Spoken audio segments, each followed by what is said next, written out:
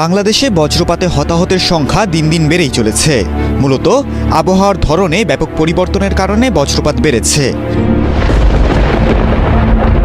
Peer review journal হেলিয়নে প্রকাশিত গবেষণা বাংলাদেশে বজ্রপাত পরিস্থিতির ওপর জিআইএস ভিত্তিক স্থানিক বিশ্লেষণে বলা হয়েছে, বেশিরভাগ প্রাণহানি বর্ষা পূর্ববর্তী মৌসুম এবং বর্ষা ঋতুতে ঘটে, যার মধ্যে উত্তর ও উত্তর পূর্বাঞ্চল সবচেয়ে বেশি ঝুঁকিপূর্ণ এলাকা।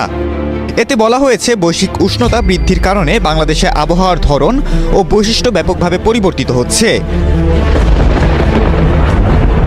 যার ফলে দীর্ঘস্থায়ী তাপপ্রবাহ, শৈত্যপ্রবাহ এবং ঋতু পরিবর্তনের মতো ঘটনা ঘটছে।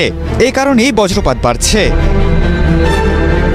মার্চ মাসে প্রকাশিত এ সমীক্ষায় বলা হয়েছে, 2015 থেকে 2022 সাল পর্যন্ত দেশে বজ্রপাতের ফলে 2142 জন মারা গেছে, আহত হয়েছেন 538 জন।